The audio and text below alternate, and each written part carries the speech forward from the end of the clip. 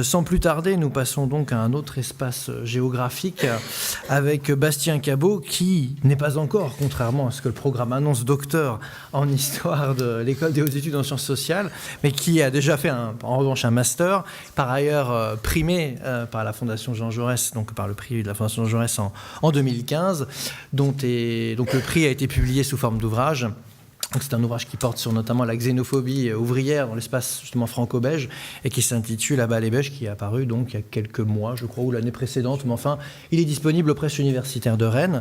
Et c'est donc de cet espace belge qu'il va évoquer, autour de cet espace belge, pardonnez-moi, qu'il va évoquer les échos de la révolution russe, donc de 1917 à 1921. Je laisse la parole sans plus tarder. Merci. À peu près, 1917-1921, on est quand même en tout cas, de l'écho de la révolution russe. Voilà, des bornes. Alors, j'aurais aimé également justement prendre comme angle d'attaque la question transnationale qui, lors de la préparation de ce petit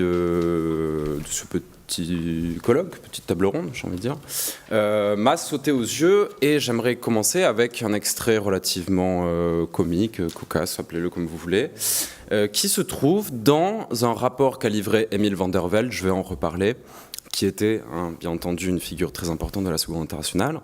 Cet Emile van der Velde, avec Albert Thomas, part en mission dans la Russie de mai-juin 1917. Et voici quelles sont les premières impressions qu'il livre au début de ce rapport, donc qu'il a intitulé « 3 aspects de la révolution russe ». Alors on est aux premières pages, il dit « Qu'eût pensé par ce beau mois de juin où l'Europe se mettait en vacances que la guerre des mondes était imminente et que 3 ans après, le tsar serait prisonnier ?» que le drapeau rouge flotterait sur le palais d'hiver et sur Pierre et Paul, et que la Douma elle-même serait mise à la porte par la révolution triomphante. Donc il dit, on s'installe en mai au comité des ouvriers et des soldats, et il décrit cette grande salle. Il dit, la grande salle est vide. Elle ne se remplit qu'au grand jour lorsque 2500 délégués du Soviet se réunissent en assemblée plénière. Dans les couloirs, dans les salles de commission, des soldats dorment, boivent du thé, mangent de la bouillie. Albert Thomas, qui est avec nous, dit, je comprends mieux la commune. Il y a partout des sentinelles, baïonnettes au canon, cocarde rouge à la boutonnière, la révolution est bien gardée. Alors, ça c'est ses premières impressions. Il se promène un petit peu dans Pétrograd, et puis, au bout d'un moment, il trouve relativement étonnant le calme qui règne dans la ville. Alors il se demande, mais comment ça se fait ? On est quand même avec des gens qui ont une sorte de background intellectuel plutôt 19e, qui sont pas loin de l'idée qu'il y a une âme russe, un caractère russe, et il dit, à qui ou à quoi faut-il faire honneur de ce calme ? Cette tranquillité relative de ce déroulement presque paisible de la révolution la plus subversive que le monde ait connue, certes, en première ligne, au caractère même du peuple russe. Alors là, ça commence. En Russie, l'homme du peuple, quand il est à jeun, est infiniment plus doux, plus maniable, plus sociable en un mot que l'ouvrier ou le paysan de nos pays. Mais il faut qu'il soit à jeun. Il poursuit. En 1905, quand on trouvait de la vodka à tous les coins de rue, quand la foule en révolte commençait par piller les dépôts d'alcool, il y eut, dans beaucoup de villes, des scènes de bestialité affreuses. Que l'on songe par exemple au pogrom de Kishinev, au massacre d'Odessa et des centres industriels de la Caspienne. S'il en a été autrement cette fois-ci, c'est de l'avis unanime, parce que la révolution de 1917, de février, a été une révolution sans alcool. Je vous laisse juger de ces observations. Alors, pourquoi je cite ces passages ? C'est pas juste pour s'amuser un petit peu, c'est parce que, d'après moi, ils reflètent néanmoins un aspect de la recherche qui doit être mis en avant, c'est-à-dire que dans ces 2 extraits, on voit que la révolution russe, c'est d'abord une histoire de circulation, de croisement. Ce sont des gens qui voyagent.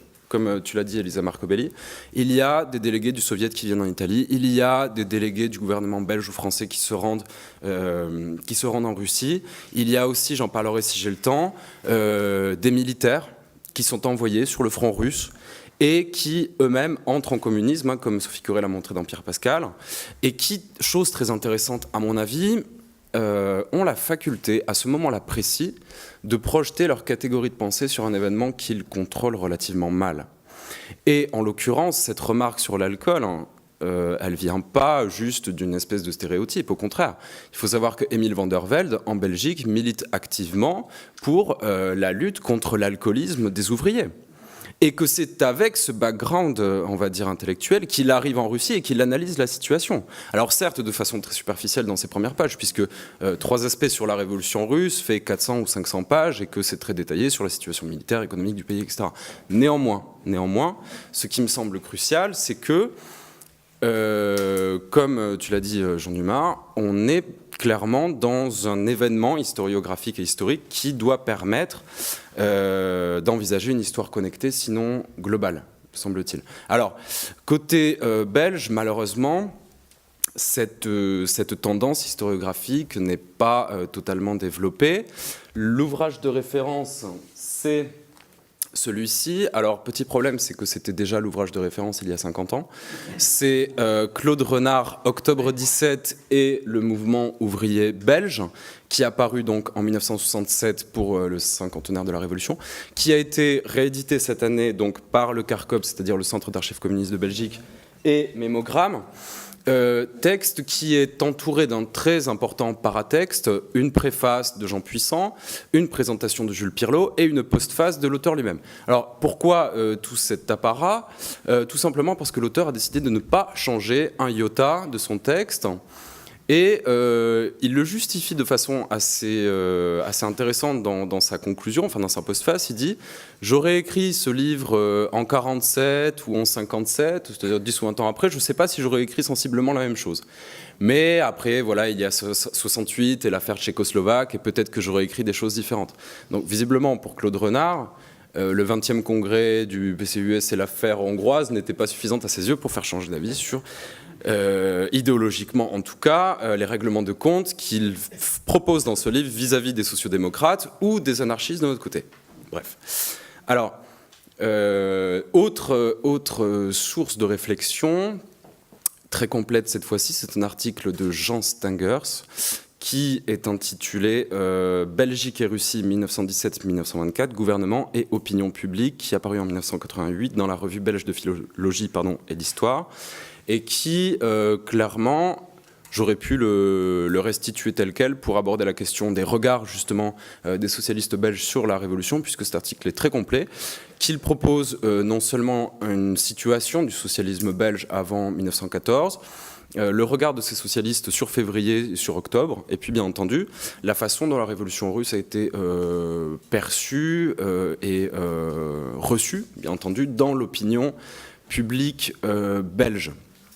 Petite parenthèse, il n'est pas tout à fait anodin que, en préparant cette communication, j'ai eu en tête Tintin au pays des soviets.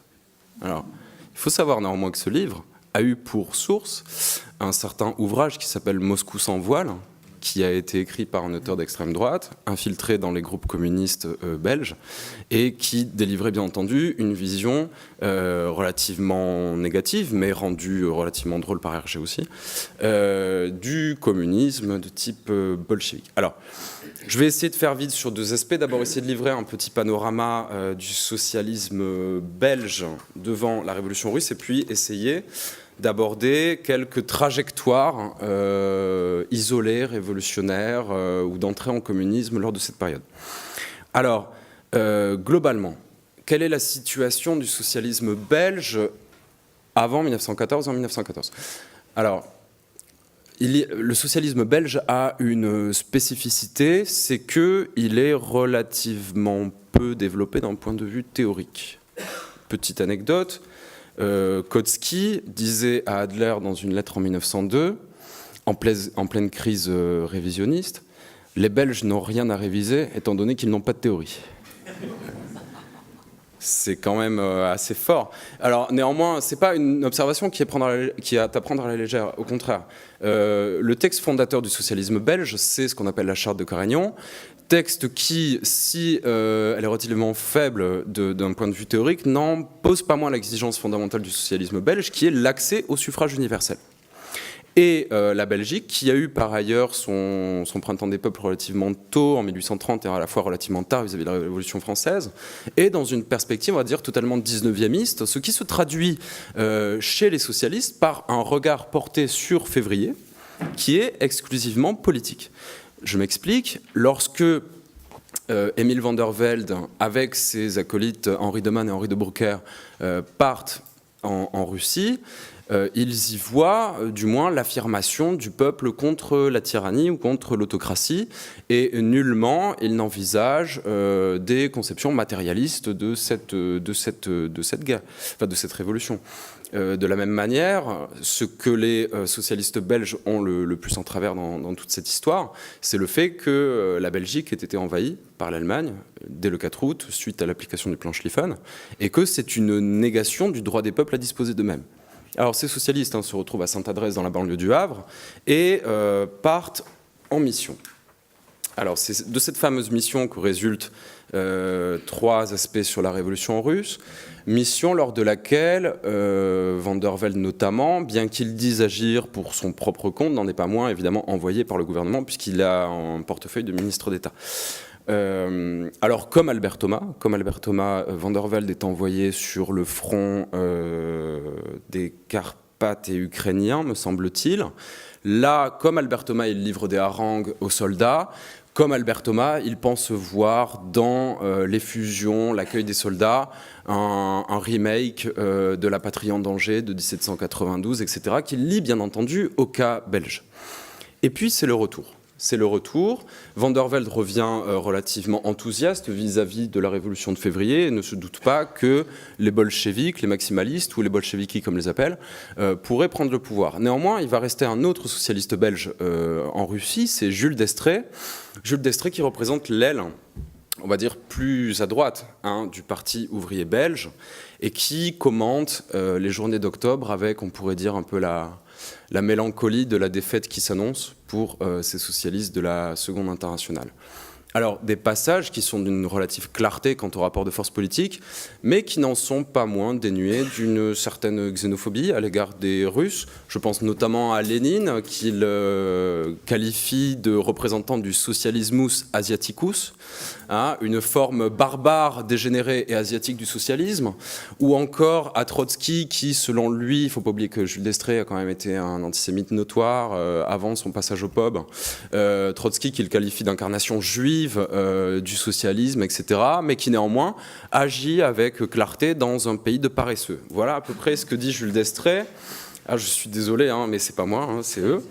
Voilà, c'est un petit peu l'ambiance générale de ces discours. Alors Jules d'Estrées, justement, va avoir une relative importance lorsqu'il revient en Belgique, puisqu'il va, comme certains Français, être à l'origine d'un certain anti-bolchevisme. Mais anti-bolchevisme qui va gagner des assises populaires, notamment parce que la base militante du Parti ouvrier belge a quand même en travers le traité de Brest-Litovsk, qui est vécu comme une trahison, comme un abandon, puisque ça l'a permis, selon eux, de renforcer le front allemand sur l'ouest, et que ça l'a aggravé, selon eux également, la condition de vie des Belges, fin 17-18. Voilà. Sans plus tarder, il me reste 3 minutes pour annoncer, pour parler de 2-3 destins un petit peu hors du commun. Alors, de la même façon que Pierre Pascal ou Marcel Baudy, dont on a vu l'autobiographie rééditée il y a pas longtemps, je crois, cette année, avec peut-être une nouvelle préface de Alexandre Skirdin, je sais pas, Skirdin, ouais. Bien, il y a un personnage sur lequel il n'y a malheureusement aucun ouvrage, qui est Frédéric Legrand. Alors Frédéric Legrand, c'est quelqu'un qui vient du Borinage. À 11 ans, il est mineur, il aide dans le fond. À 14 ans, il devient forgeron et il se syndique. En 1916, il est envoyé avec un contingent belge pour aider la Russie au moment où la situation devient délicate. Et c'est là que lui-même, comme d'autres, fait ce qu'il appelle son entrée en communisme.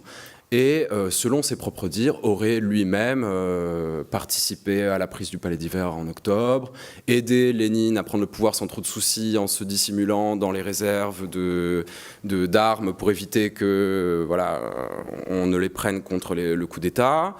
Soi-disant également, c'est le premier à avoir... il aurait créé le premier tracteur d'Union soviétique, donc c'est pas rien quand même, en 1921. Kalinine lui aurait dit, vas-y, tu as un atelier, tu disposes d'une dizaine de personnes, construis-moi un tracteur, et lui il a fait, d'accord, très bien. Mais c'est un parcours qui est extrêmement intéressant, puisque en fait en 1957...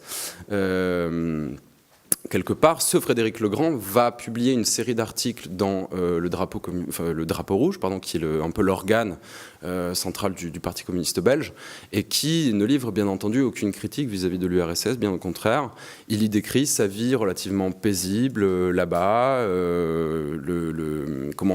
ces diverses missions qui lui ont été confiées en Kirghizie ou à Magnitogorsk, qui lui ont permis de mieux connaître et comprendre le peuple russe, etc. Avec lui, à ce moment-là, il y a une autre personne qui s'appelle Julien Lao. Julien Lao qui également fait partie du contingent militaire. Julien Lao qui, lui, en revanche, ne va pas rester en Russie, au contraire. Il va demander à rentrer en Belgique. Donc on va, plutôt que de le faire rentrer par le front occidental, on va l'envoyer à Vladivostok. De là, il va aller à San Francisco, puis à New York, puis en France, puis en Belgique. Donc il se fait un joli tour du monde pour rentrer en Belgique. Et là, il va animer, disons, la frange relativement gauchisante, communisante du Parti ouvrier belge. Il se fait exclure de la centrale des mineurs pour fonder l'Ordre des Chevaliers du Travail, qui va devenir ensuite la centrale révolutionnaire des mineurs. Pardon, la centrale des métallurgistes pour fonder la centrale révolutionnaire des mineurs. Il me reste plus de temps. Voilà, alors je conclus simplement sur le fait que, contrairement à la France, qui a vu dès les années 1920 s'affirmer une sorte de tension entre socialisme et communisme suite au congrès de Tours, cela ne va absolument pas être le cas en Belgique, où le Parti communiste va avoir extrêmement de mal à se fonder, principalement parce que le Parti ouvrier belge, qui avait promis l'obtention du suffrage universel en 1919, eh bien, y parvient. Il y a en fait une sorte de biennio, non pas Rousseau, mais plutôt Rose, en fait, suite à la Première Guerre mondiale, qui permet aux pauvres finalement de dire aux ouvriers, voilà, on vous avait promis ces avancées sociales, elles se réalisent, et ça retarde un petit peu l'avènement du communisme belge qui éclatera plutôt à partir de 1927-28 et des grandes grèves de 1932. Voilà. Merci beaucoup.